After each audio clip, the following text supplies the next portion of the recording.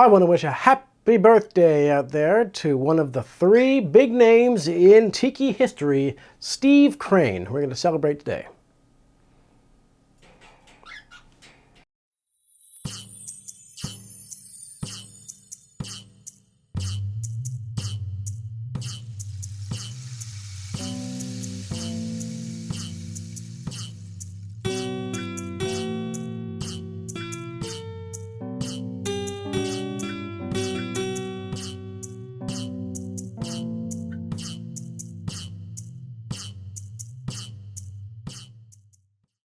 Hello and welcome to another episode of Cocktail Corner. I am James of Cigar and Bar, and I am joined here today with friends of the channel, my birds Romeo and Tango, who may chime in if they dislike anything I say over the course of this episode. I don't know.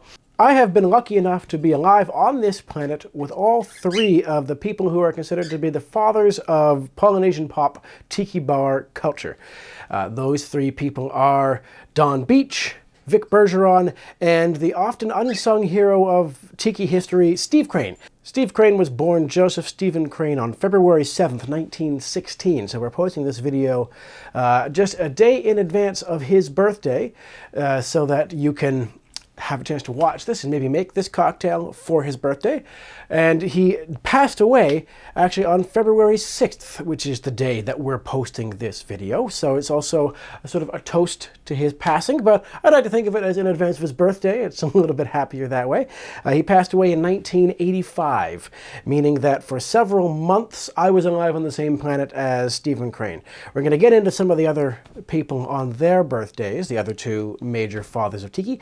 Today we're going to talk about Steve Crane. Steve Crane was famous for opening up the Luau Tiki restaurant in Beverly Hills in 1953. It was kind of late to the scene of the Tiki craze.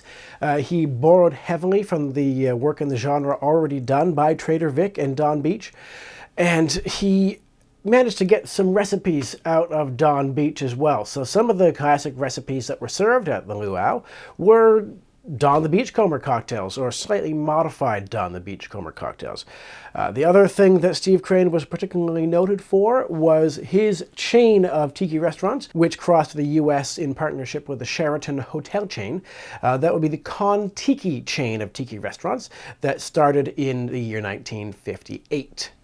That's enough about history right now. If you want to look up anything about Steve Crane, there's some good stuff that's included in Smuggler's Cove, which is one of my Tiki Bibles. It's where I get a lot of my information from about the history and culture of Tiki, as well as practical information like the cocktails, one of which you're going to see today. Another great reason to purchase this book, if you haven't already, and I'm not going to give away the store here, I'm not going to be giving away all the secrets of this book, but they have come up with a numbered rum system where they have classified rum not by its country of origin and not by its appearance. A lot of people say a Puerto Rican rum or a Cuban rum or a Jamaican rum, or a lot of people will say a white rum or an amber rum or a dark rum. And as they explain in the book, that can mean an awful lot of different things. And it's really no guarantee that is actually describing the rum that you have in the bottle. So they prefer to describe their rums in terms of distillation method and raw material used to distill. That does yield a fairly robust system for determining what flavor of rum you're going to get, and they have these numbered. So I'm not going to go too much into it, but it's worth it on that alone just to have a look at this book.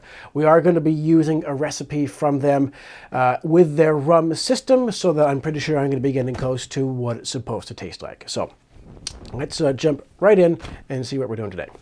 Today's cocktail is going to be a Tiki Bowl. As per Smuggler's Cove, it is a Kon-Tiki Portland original recipe from 1960.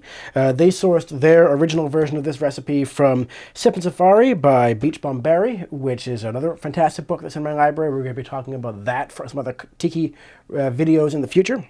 This drink serves two. Luckily, there will be three of us drinking this cocktail, so please don't judge me for downing back a whole bowl of cocktail right now. It is, in fact, the afternoon. It's about 3 o'clock, so that's not bad. And it's a Sunday, so Sunday fun day, want to have some fun. The first thing it calls for is some orange juice. So we're going to get that prepared here.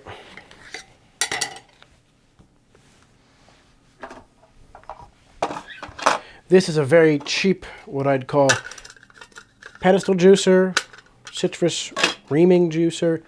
Just picked up from IKEA, nothing fancy here.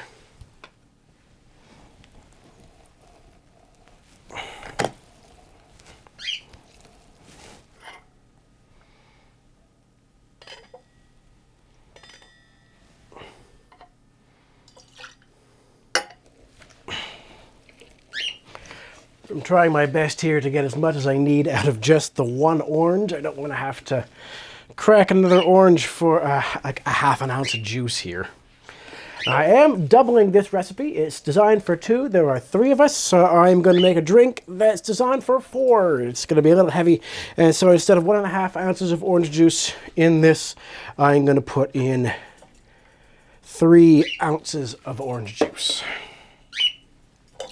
Next up, we have some limes, and I'm going to put 1½ ounces of lime juice into this cocktail shaker.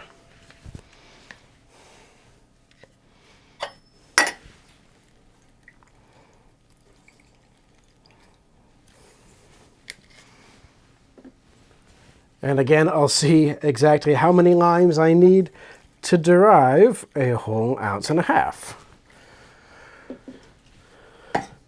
It's usually best practice when it comes to working with citrus to not really just ream as much as you can out of it.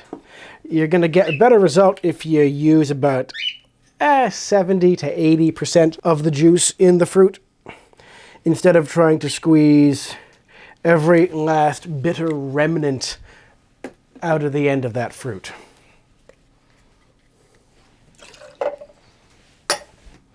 I've just whipped up a quick honey syrup here. Honey syrup is simply a mixture that allows you to easily dissolve the honey in a cocktail. It's 1-to-1 honey to warm water. And that's 2 ounces of honey syrup that I put in there, which is 1 ounce of honey. So 2 ounces syrup. Next up, we got 2½ ounces of black blended rum. My favorite locally available black blended rum is the Jamaican-made famous Newfoundland Screech, which is fun and not nearly as bad, as harsh as people give it credit for. It's pretty good, actually. Next, I've got 2 ounces of a column distilled rum. I'm going to use this Florida Canyon 7.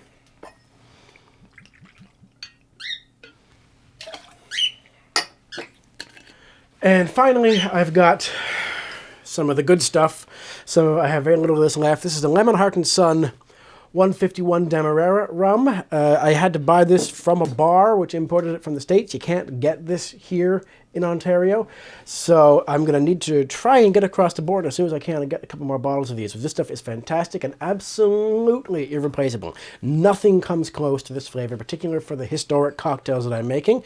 You can't make up for this with a Gosling's 151 or even a Bacardi 151 if you could find it. They're just not a Demerara enough rum. So I'm going to reverently, carefully, and thankfully use 2 ounces of this overproofed rum.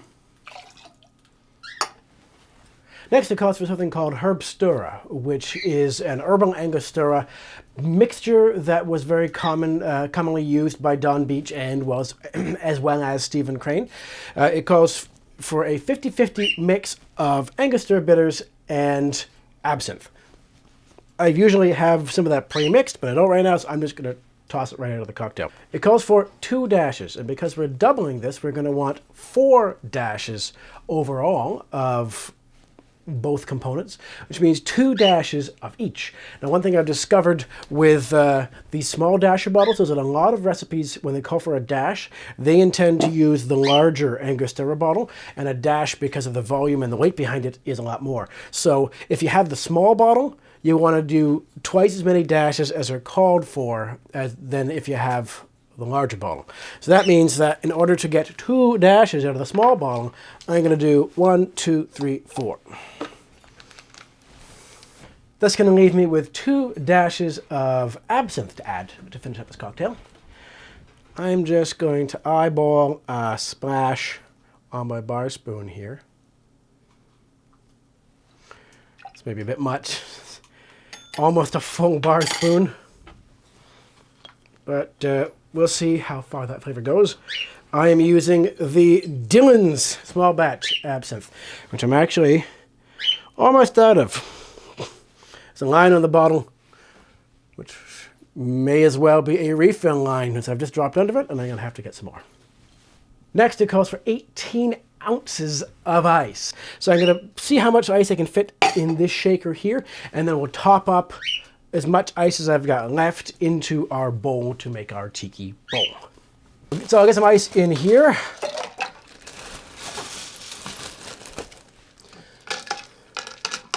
I'll use my handy Hamilton Beach drink mixer here. And hopefully you chickens don't freak out too much, because this is going to be loud. I'm sorry. Sorry, birds.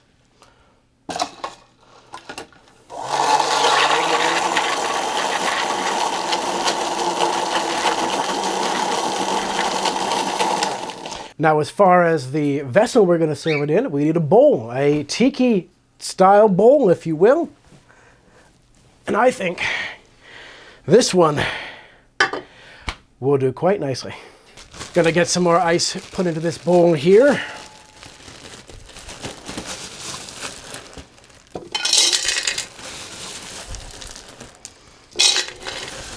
And we'll get it topped up.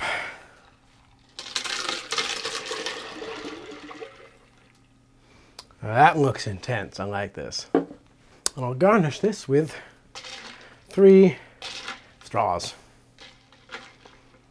It does say to garnish this with an edible orchid, but I think this is already ostentatious enough. I think it's a great garnish just to have 3 straws. So before I take this over to share with my other companions for the afternoon, let's get some tasting notes on it. That is, I was going to say that is sweet, but the sweetness is very quickly tempered by the bitterness of that Angostura. That honey sweetness and that rum sweetness is right there on the start. And the bitterness kicks in. And throughout, you can tell this is a strong cocktail. You can tell that there's 6 ounces of alcohol in this glass. That absinthe that I added a little too much of is still just under the radar. I wouldn't say it was overpowering. So that scant bar spoon that I got thrown in there seems to be a decent proportion. It's not too bad. So don't worry about overpowering it by a little bit if you're trying to dash in a little bit of absinthe. I would worry about overpowering it with a lot of absinthe because absinthe is one of those things that's just going to show up in everything, in every part of that flavor if you use too much of it. It's very much a scene stealer. It'll just take right over. What's pleasantly under the radar in there is that orange and the lime. The predominant flavors are the honey and the bitters. And then you get that rum, and then you realize that what you're tasting that's a little more than sweetness and bitterness is that orange in there that's backing those other flavors. So the orange backs it with some citrus sweetness, and the lime backs it with just a little bit of citrus bitterness. So it isn't just all herbal bitterness out of the Angostura. I think that's quite good. I want to thank you for joining me here today in Cocktail Corner, and I want to once again wish a very happy birthday to Stephen Crane. Steve Crane, we miss you, but we're so glad that you left your genius behind you for us to enjoy. I want to wish you all out there in YouTube land a happy Monday, and I hope that you get a chance to enjoy a Tiki Bowl sometime this week. I will see you next time in Cocktail Corner. I am James from Cigar and Bar. Cheers.